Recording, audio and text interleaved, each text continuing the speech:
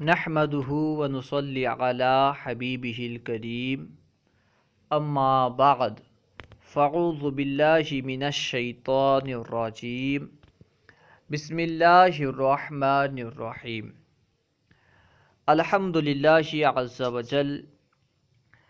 ہم تلخیص اصول الشاسی پڑھ رہے ہیں۔ آج ہم انشاءاللہ عز وجل صریح اور کنایہ کے تعلق سے پڑھیں گے۔ آئیے شروع کرتے ہیں۔ سبق نمبر 8، صریح و کنایہ کا بیان۔ صریح کسے کہتے ہیں؟ صریح کی تعریف کیا ہے؟ کنایہ کسے کہتے ہیں؟ کنایہ کی تعریف کیا ہے؟ سب سے پہلے صریح کے تعلق سے بیان کر رہے ہیں۔ صریح کی تعریف: صریح وہ لفظ ہے جس کی مراد بالکل واضح ہو، اس طور پر کہ جب وہ بولا جائے تو مراد سمجھ میں آ جائے۔ ٹھیک ہے، اس لفظ کو صریح کہتے ہیں۔ جس لفظ کی مراد بالکل واضح ہو، اس طرح واضح ہو کہ جب بھی وہ لفظ بولا جائے تو اس کی مراد سمجھ میں آ جائے، ایسے لفظ کو صریح کہتے۔ مثال دے کر کے اس کی وضاحت کر رہے ہیں۔ صریح کی مثال: اگر کسی نے اپنی بیوی سے کہا، اگر کوئی شادی شدہ شخص اپنی بیوی سے کہتا ہے انتی طالقن، تو فوراً طلاق واقع ہو جائے گی۔ اگر کوئی بندہ اپنی بیوی سے کہتا ہے انتی طالقن، بس اتنا کہتے ہی فوراً طلاق واقع ہو جائے گی، اگرچہ وہ یہ کہے کہ غلطی سے میرے منہ سے نکل گیا تھا، یا میں نے طلاق کی نیت نہیں کی تھی۔ چاہے وہ کچھ بھی کہتا رہے کہ غلطی سے میرے منہ سے نکل گیا تھا، میں یہ کہنا نہیں چاہتا تھا، یا میں نے یہ لفظ تو کہا تھا لیکن طلاق کی نیت نہیں تھی، چاہے وہ کچھ بھی کہتا رہے طلاق واقع ہو جائے گی۔ کیوں ایسا؟ کیونکہ لفظ طالق طلاق دینے میں بالکل صریح ہے۔ لفظ طالق جو ہے یہ طلاق دینے میں بالکل صریح ہے۔ جب بھی طالق کا لفظ بولا جاتا ہے تو اس سے طلاق دینا سمجھ میں آتا ہے۔ تو کیونکہ طالق کا لفظ طلاق دینے میں صریح ہے، اس لیے انتی طالقن کہتے ہی فوراً طلاق واقع ہو جائے گی، اور اس کی جو تعویل وغیرہ ہے قبول نہیں کی جائے گی۔ کیونکہ لفظ طالق طلاق دینے میں بالکل صریح ہے، اس میں نیت کا اعتبار نہیں کیا جائے گا، چاہے وہ نیت کرے یا نہ کرے، اس کا اعتبار نہیں کیا جائے گا۔ کیوں نہیں کیا جائے گا؟ یعنی نیت اور تعویل کا اعتبار صریح میں کیوں نہیں کیا جاتا، اسے بیان کر رہے ہیں۔ نوٹ: صریح میں نیت اور تعویل کا اعتبار اس لیے نہیں ہوتا کیونکہ اس طرح تو کوئی بھی شخص کچھ بھی صراحتاً کہہ کر مکر سکتا ہے۔ یعنی اگر ہم صریح لفظ میں بھی تعویل کا اعتبار کریں، نیت کا اعتبار کریں، تو اس طرح کیا ہوگا؟ کوئی بھی بندہ کچھ بھی کہہ دے گا اور پھر کہے گا میری نیت یہ نہیں تھی۔ آپ کو کوئی گالی دے گا اور بولے گا نیت گالی کی نہیں تھی۔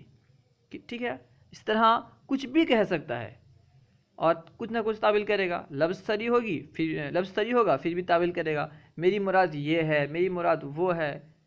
کوئی بھی بندہ آئے گا اللہ کی شان میں گستاخی کرے گا، کوئی نبی کی شان میں گستاخی کرے گا، نعوذ باللہ گالی بکے گا نبی کی شان میں، اللہ کی شان میں، اور کہے گا میری نیت گالی کی نہیں تھی، اور باطل تعویل کرے گا، فاسد تعویل کرے گا، تو اسے قبول نہیں کریں گے۔ ٹھیک ہے نا؟ وہی بیان کر رہے ہیں۔ کیونکہ اس طرح تو کوئی بھی شخص کچھ بھی صراحتاً کہہ کر مکر سکتا ہے، حتیٰ کہ معاذ اللہ کلمہ کفر تک بک کر یہ کہہ سکتا ہے کہ میری یہ نیت نہیں تھی۔ ممکن ہے کوئی بندہ کلمہ کفر کہہ دے اور پھر کہے میری یہ نیت نہیں تھی۔ نعوذ باللہ کوئی کہے اللہ اوپر بیٹھا ہے، اس طرح، اور کوئی بک دے، جب اس پہ گرفت کیا جائے پھر وہ کہے میری یہ نیت نہیں تھی کہ نعوذ باللہ اللہ اوپر ہے، ایسے میں بول دیا تھا۔ ٹھیک ہے نا؟ کیونکہ اگر ہم صریح میں نیت اور تعویل کا اعتبار کرتے ہیں تو اس طرح کوئی بھی بندہ کچھ بھی کہہ سکتا ہے اور پھر اسے پھر سکتا ہے، اس لیے صریح میں نیت اور تعویل کا اعتبار نہیں ہے، تاکہ بندہ سوچ سمجھ کر بولے۔ ہاں معاذ اللہ کلمہ کفر تک بک کر یہ کہہ سکتا ہے کہ میری یہ نیت نہیں تھی۔ یہ جو لیا گیا ہے، یہ جو عبارت ہے، یہ فتاوی رضویہ جلد 15 صفحہ نمبر 189 پر ہے، ٹھیک ہے، 99 پر شفا شریف کے حوالے سے یہ ہے کہ الطاول فی لفظ صراح لا يقبل، فتاوی رضویہ شریف میں ہے، یہ جو یہاں سے بیان کر رہے ہیں اوپر نہیں ہے، یہاں سے، ٹھیک ہے، فتاوی رضویہ شریف جلد 15 صفحہ نمبر 189 میں ہے شفا شریف کے حوالے سے کہ الطاول فی لفظ صراح لا يقبل، یعنی صریح لفظ میں تعویل قبول نہیں کی جا سکتی۔ اگر کوئی صریح لفظ بولے اور اس میں تعویل کرے تو اس میں تعویل قبول نہیں کی جا سکتی، ٹھیک ہے، یعنی صریح لفظ میں تعویل قبول نہیں۔ صریح کی تعریف بیان کرنے کے بعد، مثال بیان کرنے کے بعد، اب صریح کا حکم کیا ہے اسے بیان کر رہے ہیں۔ صریح کا حکم، صریح سے کلام کی مراد ثابت ہو جاتی ہے، اگرچہ وہ خبر، صفت یا ندا ہی کیوں نہ ہو، ٹھیک ہے، چاہے خبر ہو، صفت ہو یا ندا ہو، کچھ بھی ہو، صریح سے کلام کی مراد جو ہے یہ ثابت ہو جاتی ہے، اور اس میں نیت کا کوئی اعتبار نہیں ہوتا۔ صریح میں نیت کا اعتبار نہیں ہوتا، چاہے نیت ہو یا نہ ہو، کلام کی مراد ثابت ہو جاتی ہے۔ اب صریح کے بعد کنایہ کی تعریف بیان کر رہے ہیں۔ کنایہ کی تعریف، کنایہ وہ لفظ ہے جس کی مراد پوشیدہ ہو، ظاہر نہ ہو، واضح نہ ہو۔ کنایہ کی مثال پیش کر رہے ہیں۔ کنایہ کی مثال، اگر کسی نے اپنی بیوی، اپنی زوجہ سے کہا، یعنی اپنی بیوی سے کہا انتی بائنن، اگر کسی نے اپنی زوجہ سے کہا انتی بائنن، یعنی تو جدا ہے، بائن کا معنی ہوتا ہے جدا، یعنی تو جدا ہے، تو محض اس کے تکلم سے طلاق واقع نہیں ہوگی، یعنی انتی بائنن کہتے ہی فوراً طلاق واقع نہیں ہوگی، کیونکہ بائن کے معنی تو معلوم ہے، یعنی عورت جدا ہے، لیکن یہ نہیں معلوم کہ عورت مال سے جدا ہے یا خاندان سے یا شوہر سے، کس سے جدا ہے یہ معلوم نہیں ہے۔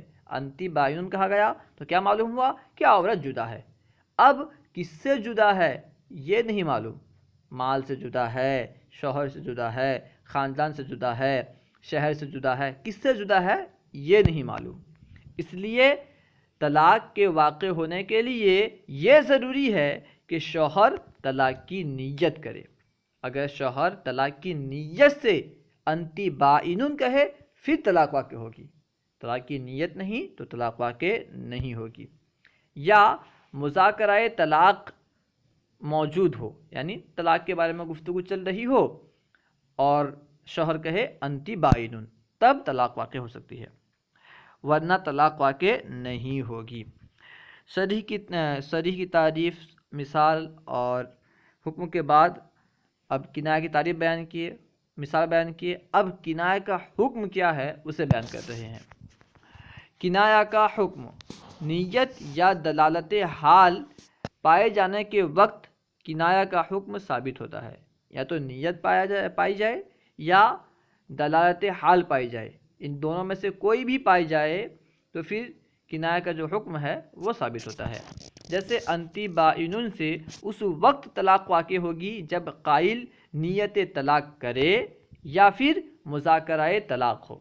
انتی بائنن کیونکہ یہ کنایہ، لفظ کنایہ ہے، بائنن کا لفظ جو ہے کنایہ ہے، تو بائنن سے طلاق تب واقع ہوگی جب قائل یعنی شوہر انتی بائنن سے طلاق کی نیت کر لے یا مذاکرہ طلاق کے وقت یہ لفظ کہا ہو۔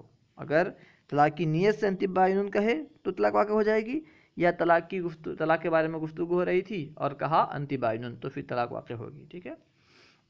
تو حکم کیا ہے کہ نیت یا دلالت حال پائے جانے کے وقت کنایہ کا حکم ثابت ہوتا ہے۔ اللہ و رسولہ اعلم۔